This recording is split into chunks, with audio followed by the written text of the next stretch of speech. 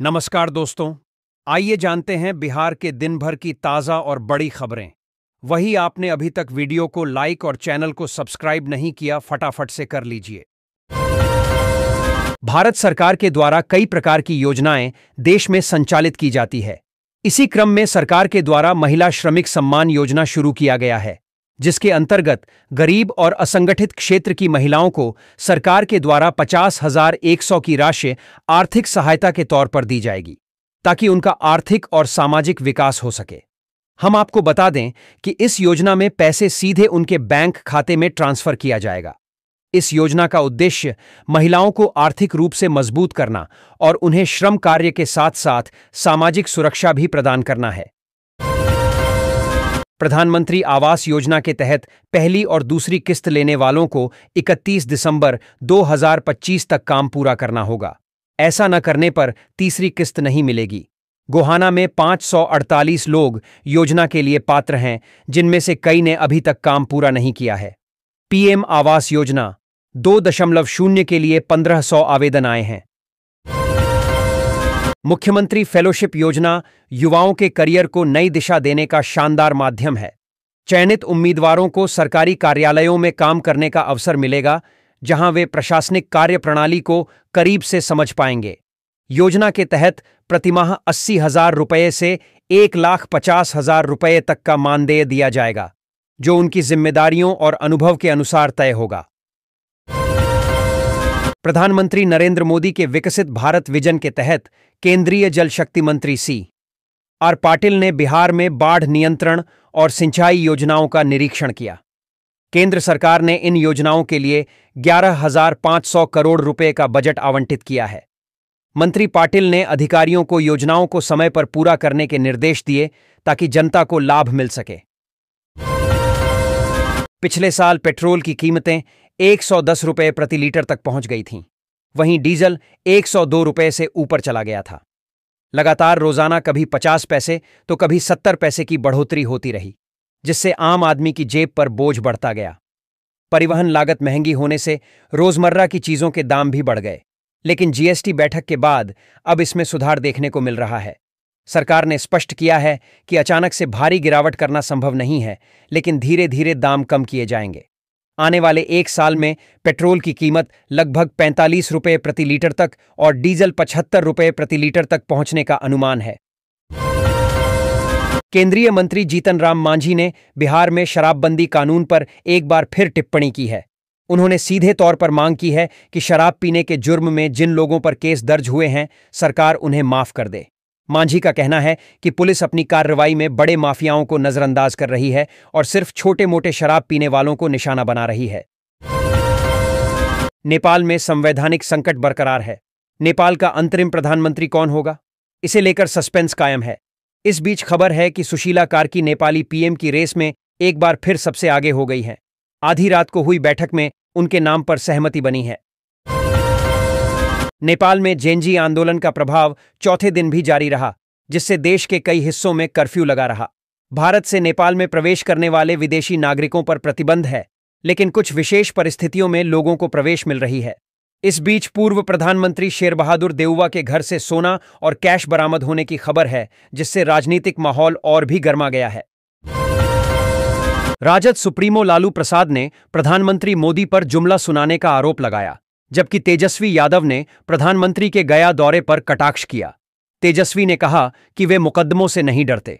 उन्होंने मतदाता सूची पुनरीक्षण पर सवाल उठाए और आधार को मान्यता मिलने को अपनी जीत बताया। तेजस्वी ने बिहार में बढ़ते अपराध और भ्रष्टाचार पर सरकार को घेरा और जनता को सबक सिखाने की बात कही। पटना में विधानसभा चुनाव की तैयारियों के बीच जिला प्रशासन ने प्रत्याशियों के खर्च पर निगरानी रखने के लिए बैंकों और प्रिंटिंग प्रेस संचालकों के लिए प्रशिक्षण आयोजित किया। बैंक अधिकारियों को प्रत्याशियों के खाते समय पर खोलने और 10,000 से अधिक के लेन देन पर नजर रखने के निर्देश दिए गए। भारत में जमीन रजिस्ट्रेशन संबंधित एक नया नियम 5 सितंबर से देश भर में लागू होगा। ऐसे में यदि आप भी जमीन का रजिस्ट्रेशन करवाना चाहते हैं, तो आपको सरकार के द्वारा लॉन्च किए गए नए नियम के बारे में जानकारी होगी, जिसके अंतर्गत अब आप जमीन रजिस्ट्री एक नए नियम के अंतर्गत कर पाएंगे। प्रधानमंत्री नरेंद्र मोदी एक बार फिर बिहार दौरे पर आने वाले हैं। पीएम का 15 सितंबर को पूर्णिया में कार्यक्रम है। इस दौरान प्रधानमंत्री द्वारा पूर्णिया हवाई अड्डे का उद्घाटन करेंगे और 0 माइल शीशाबाड़ी एसएसबी ग्राउंड में जनसभा को संबोधित करेंगे। यहां से वे वंदे भारत, अमृत भारत एक्सप्रेस समेत कई ट्रेनों को हरी झंडी दिखाएंगे। साथ ही बिहार को हजारों करोड़ रुपए की परियोजनाएं सौंपेंगे। पीएम के दौरे की तैयारियां अंतिम चरण में हैं। पुलिस एवं प्रशासनिक अधिकारियों से लेकर एनडीए के नेता दनादन बैठकें कर रहे हैं। जन सुराज पार्टी के सूत्रधार प्रशांत किशोर ने गोपालगंज जिले के हथुआ में गुरुवार को एक जनसभा को संबोधित किया। इस दौरान उन्होंने कहा कि पार्टी में उम्मीदवारी के आवेदन के लिए 21,000 रुपये की फीस रखी गई है। यह सामान्य व्यक्ति के लिए बड़ी बात नहीं है। अगर कोई जन सुराज का टिकट चाहता है तो वह 21,000 रुपये जमा कराकर आवेदन करता है। हालांकि यह फीस देने के बाद भी टिकट मिलने की कोई गारंटी नहीं है। पश्चिम बंगाल में विपक्षी भाजपा के एक नेता ने राज्य भर के युवाओं से पड़ोसी देश नेपाल में हुए जेएनजेड आंदोलन से सीख लेने की अपील की है। भाजपा नेता और पूर्व सांसद अर्जुन सिंह ने गुरुवार को कहा कि बिना खून बहाए भ्रष्ट शासन का खात्मा नहीं हो सकता। उनके इस बयान पर सियासी विवाद खड़ा हो गया है। राज्य की सत्ताधारी तृणमूल कांग्रेस ने भाजपा नेता पर राज्य में हिंसा भड़काने और मुख्यमंत्री ममता बनर्जी को जान से मारने की धमकी देने का आरोप लगाया है। टीएमसी ने राज्य भर में भाजपा नेता के खिलाफ प्राथमिकी दर्ज कराने की चेतावनी दी है। पटना सिटी में अगमकुआं थाना क्षेत्र के रशीदा चक में एक स्टाफ नर्स के घर दिनदहाड़े चोरी हुई। चोरों ने 15 लाख रुपये तक की संपत्ति चुराई, जिसमें नकदी और आभूषण शामिल हैं। नर्स ड्यूटी पर थी और उसके पति व्यवसाय के लिए बाहर गए थे। घटना की जानकारी नर्स को ड्यूटी से लौटने पर हुई। पुलिस मामले की जांच कर रही है और सीसीटीवी फुटेज खंगाल रही है। बिहार पुलिस को पाकिस्तान से बम धमाके की धमकी मिली है, जिसके बाद राज्य में अलर्ट जारी कर दिया गया है। एक पाकिस्तानी हैंडलर ने सोशल मीडिया पर 12 सितंबर को धमाके की धमकी दी है। पुलिस मुख्यालय ने सभी जिलों को चौकसी बरतने के निर्देश दिए हैं। पहले भी पटना साहिब गुरुद्वारा और सिविल कोर्ट को ऐसी धमकियां मिल चुकी हैं। पटना में बंगाल की खाड़ी और अरब सागर से आ रही नमी के कारण मौसम सामान्य रहा। कई हिस्सों में बादल छाए रहे और हल्की बारिश हुई। मौसम विभाग ने अगले 24 घंटों में तेज हवाओं और भारी बारिश की चेतावनी दी है, खासकर किशनगंज और सीतामढ़ी जिलों में। तापमान में अगले कुछ दिनों में विशेष बदलाव की संभावना नहीं है। राजद नेता तेजस्वी यादव 16 सितंबर से बिहार अधिकार यात्रा पर निकलेंगे, जो 20 सितंबर तक चलेगी। इस दौरान वे 10 जिलों का दौरा करेंगे, जहां राहुल गांधी की वोटर अधिकार यात्रा नहीं पहुंची थी। यात्रा का मुख्य उद्देश्य विधानसभा क्षेत्रों में जनता से संवाद करना है। तेजस्वी जहानाबाद से यात्रा शुरू करेंगे और वैशाली में इसका समापन होगा। राघोपुर में कच्ची दरगाह और जेठुली घाट के बीच नावों का संचालन सुरक्षा मानकों को दरकिनार करते हुए किया जा रहा है। लगभग 300 नावें प्रतिदिन 50,000 लोगों को गंगा पार कराती हैं, जिनमें छात्र, मजदूर और सरकारी कर्मचारी शामिल हैं। बाढ़ के कारण सड़क मार्ग बाधित होने से नावों पर निर्भरता बढ़ी है। आमतौर पर माना जाता है कि भाजपा के साथ गठबंधन के कारण जदयू अल्पसंख्यक उम्मीदवारों को सफलता नहीं मिलती। 2010 में जदयू के 6 अल्पसंख्यक उम्मीदवार जीते, जब भाजपा के साथ थे। 2015 में राजद के साथ गठबंधन में 5 सीटें मिलीं। 2020 में जदयू के 11 में से कोई भी अल्पसंख्यक उम्मीदवार नहीं जीता, पर 7 दूसरे स्थान पर रहे। मुजफ्फरपुर में आगामी विधानसभा चुनाव के मद्देनजर जिला निर्वाचन पदाधिकारी ने चुनाव कार्य में लगे कर्मियों और अधिकारियों के मुख्यालय छोड़ने पर रोक लगा दी है। विशेष परिस्थिति में अनुमति अनिवार्य है, उल्लंघन करने पर कार्रवाई की जाएगी। मतदाता जागरूकता के लिए आशा और बीएलओ घर घर जाकर मतदाताओं को जागरूक करेंगे। सोना सिर्फ निवेश का जरिया नहीं है, इससे लोगों की भावनाएं भी जुड़ी होती हैं। सोना आए दिन एक नया रिकॉर्ड बना रहा है। फेस्टिव सीजन आने से पहले ही इसमें तेज रफ्तार देखी जा रही है। आज हम अपने एक्सपर्ट से जानेंगे कि दिसंबर के अंत तक सोने की कीमत, गोल्ड प्राइस टुडे, कितनी पहुंच सकती है। माताएं 14 सितंबर को जितिया व्रत रखेंगी। यह व्रत संतान की लंबी आयु और सुख समृद्धि के लिए किया जाता है। व्रती महिलाएं निर्जला उपवास रखेंगी और जीवित पुत्रिका की पूजा करेंगी। 13 सितंबर को नहाए खाए होगा और 15 सितंबर को व्रत का पारण होगा। इस व्रत में भगवान जीमूत वाहन की पूजा का विशेष महत्व है। माताएं व्रत की तैयारियों में जुटी हैं। पाटलिपुत्र बस टर्मिनल के सुगम संचालन और यात्री सुविधाओं को बेहतर बनाने के लिए डीएम की अध्यक्षता में बैठक हुई।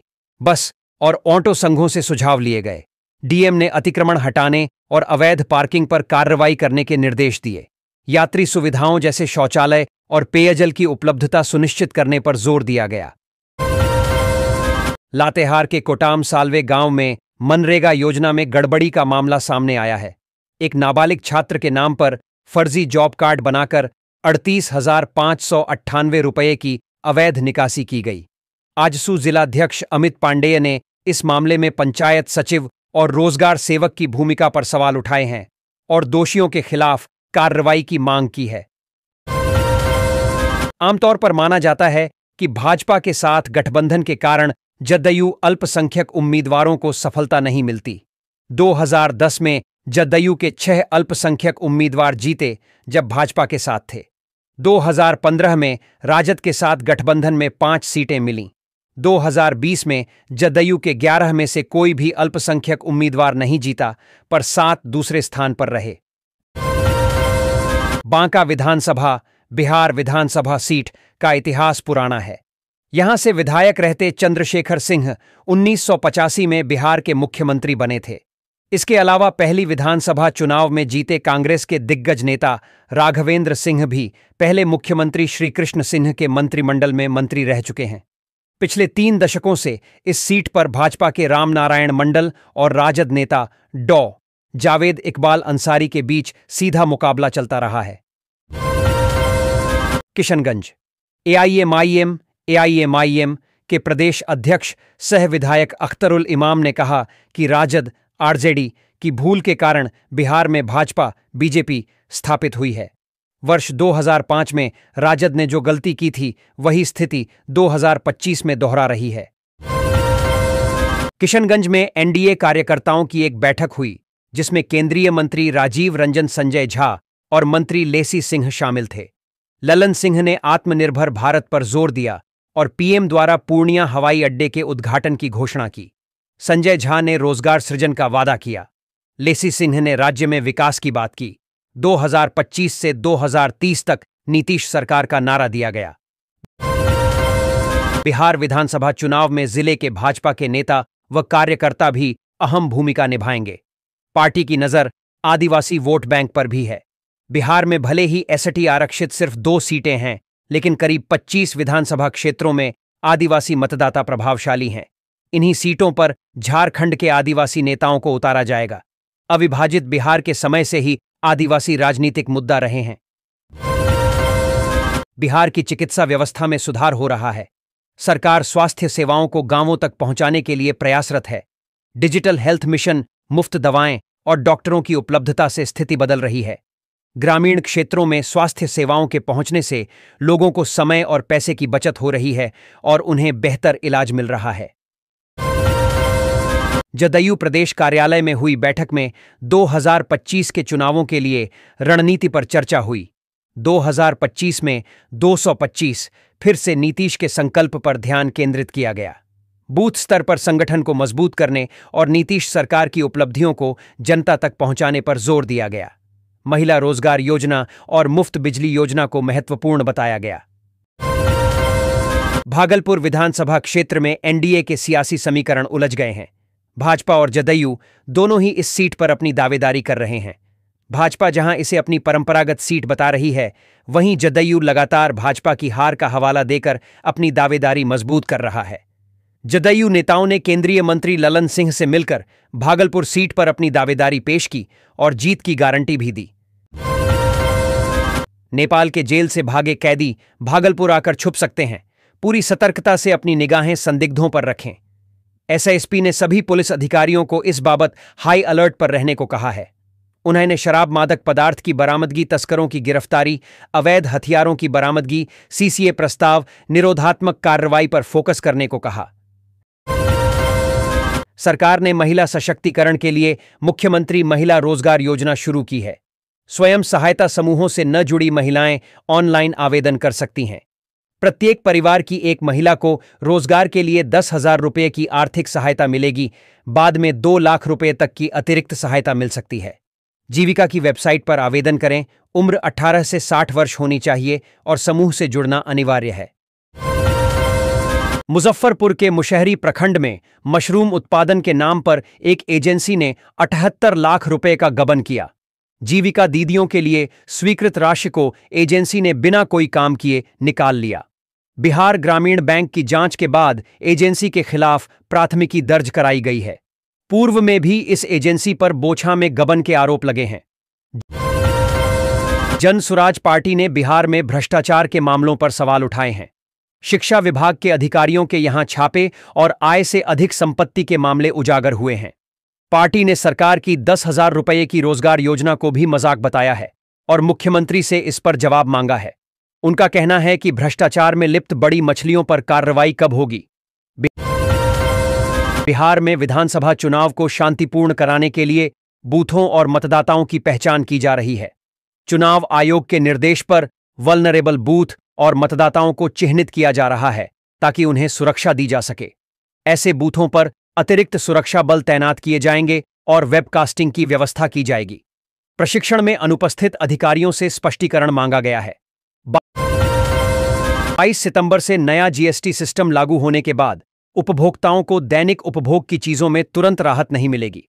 उपभोक्ताओं को कम दाम पर साबुन, तेल, शैम्पू जैसी चीजें अक्टूबर की शुरुआत या मध्य अक्टूबर से ही मिल पाएंगी। दरअसल जीएसटी में बदलाव होने के बाद नए एमआरपी वाले सामान को बाजार तक पहुंचने में काफी समय लगता है। गोदरेज कंज्यूमर प्रोडक्ट्स के मैनेजिंग डायरेक्टर और सीईओ सुधीर सीतापति ने सोमवार को यह बात कही। सीतापति ने कहा कि दैनिक उपभोग वाले उत्पादों एफएमसीजी पर जीएसटी की दरें घटाकर 5% करने से इंडस्ट्री में कुछ अल्पकालिक व्यवधान पैदा हो गए हैं। चुनावी बिहार से सियासत से जुड़ी अहम खबर है। राष्ट्रीय जनता दल राजद के सुप्रीमो लालू प्रसाद यादव ने पटना में हाईकोर्ट दरगाह पर शुक्रवार को चारदपोशी की। दरगाह के उर्स मुबारक के मौके पर लालू यादव अपने कुनबे के साथ पहुंचे और चादर चढ़ाकर राज्य में सुख शांति के लिए दुआएं मांगी। लालू प्रसाद की इस गतिविधि पर राजनीति गर्म हो गई है। बीजेपी और जदयू ने इसे तुष्टीकरण की राजनीति करार दिया है। केंद्रीय गृह राज्य मंत्री नित्यानंद राय ने कांग्रेस पर प्रधानमंत्री मोदी और उनकी मां का अपमान करने का आरोप लगाया। उन्होंने राहुल गांधी और तेजस्वी यादव पर निशाना साधते हुए कहा कि बिहार की जनता उन्हें सबक सिखाएगी। राय ने कांग्रेस और राजद पर अहंकार का आरोप लगाया और तेजस्वी यादव को बिहारियों के अपमान का ठेकेदार बताया। उन्होंने राहुल गांधी को तेजस्वी का मोहरा करार दिया। बीपीएससी 71वीं संयुक्त प्रारंभिक प्रतियोगिता परीक्षा 13 सितंबर को राज्य के 37 जिलों के 912 परीक्षा केंद्रों पर आयोजित की जाएगी। परीक्षा दोपहर 12 बजे से 2 बजे तक होगी। अभ्यर्थियों को परीक्षा शुरू होने के 2.5 घंटे पहले यानी सुबह 9:30 तक केंद्र पर पहुंच जाना होगा। 11 बजे के बाद किसी भी परीक्षार्थी को प्रवेश नहीं मिलेगा। परीक्षा में शामिल होने के लिए 4,70,528 अभ्यर्थियों ने आवेदन किया है। वहीं पटना में 70 केंद्रों पर परीक्षा होगी। इन केंद्रों पर 50,244 परीक्षार्थी शामिल होंगे। इस बार 1,298 पदों के लिए परीक्षा आयोजित की जा रही है। 2 घंटे की परीक्षा में 150 प्रश्न पूछे जाएंगे। प्रत्येक गलत उत्तर पर 1/3 अंक काटे जाएंगे। बिहार पुलिस आने वाले समय में आधुनिक हथियारों और स्मार्ट डिवाइस से लैस होने जा रही है। इसके लिए 60% राशि केंद्र और 40% राशि राज्य खर्च करेगा। यह जानकारी एडीजी सुधांशु कुमार ने पुलिस हेडक्वार्टर में दी। सुधांशु कुमार ने बताया कि इस फंड का उपयोग पुलिस बल को आधुनिक बनाने के लिए किया जाएगा। सहरसा के सिमरी बख्तियारपुर में ग्रामीण विकास मंत्री श्रवण कुमार का काफिला स्थानीय स्वच्छता कर्मियों के विरोध प्रदर्शन में फंस गया। वेतन कटौती और सुविधाओं की कमी को लेकर नाराज कर्मियों ने वाहन के सामने लेटकर मंत्री के आगे बढ़ने से रोक दिया, जिससे मौके पर तनावपूर्ण स्थिति बन गई। बिहार विधानसभा के चुनाव का ऐलान चुनाव आयोग कभी भी कर सकता है। इससे पहले शाहाबाद की सीटों को लेकर राजद, कांग्रेस और लेफ्ट पार्टियों ने गजब की दावेदारी ठोक दी है। अब समझिए कि महागठबंधन के हर दल की नजर शाहाबाद पर ही क्यों है। वोट नहीं देने की बात एक अन्य मुस्लिम व्यक्ति ने मौके पर बताया कि वह वोट देना चाहते थे, लेकिन मौलवी साहब ने मना कर दिया और फतवा जारी किया। इस पर गिरिराज सिंह ने तीखी प्रतिक्रिया देते हुए कहा कि अब समय आ गया है कि अगर मस्जिदों से फतवा जारी होगा तो मंदिरों से भी हुंकार भरी जाएगी। उनके इस बयान के बाद भीड़ ने जय श्री राम के नारे लगाए। राष्ट्रीय जनता दल आरजेडी के नेता तेजस्वी यादव ने शुक्रवार को बिहार की कानून व्यवस्था पर सवाल उठाए। उन्होंने कहा कि राज्य में भ्रष्टाचार चरम पर है। उन्होंने खारौली के विधायक के ड्राइवर की हत्या का जिक्र करते हुए कहा कि बिहार में अपराध बढ़ रहा है और कोई कार्रवाई नहीं हो रही है। तेजस्वी यादव ने इंजीनियरों के घरों से नकदी मिलने की घटनाओं को भ्रष्टाचार का सबूत बताया। उन्होंने मुख्यमंत्री नीतीश कुमार के नेतृत्व वाली बिहार सरकार पर अपराधियों को बचाने और उन्हें बढ़ावा देने का आरोप लगाया। पटना। बिहार चुनाव से पहले एक और यात्रा निकल रही है। नेता प्रतिपक्ष तेजस्वी यादव एक बार फिर बिहार में जनता के बीच जा रहे हैं। राहुल गांधी के साथ वोटर अधिकार यात्रा के बाद अब वो अकेले बिहार अधिकार यात्रा शुरू कर रहे हैं। इस 5 दिवसीय यात्रा का उद्देश्य केंद्र सरकार की नीतियों, बेरोजगारी और महंगाई जैसे मुद्दों को लेकर जनता से सीधा संवाद स्थापित करना है। ये यात्रा 16 सितंबर से जहानाबाद से शुरू होकर 20 सितंबर को वैशाली में समाप्त होगी।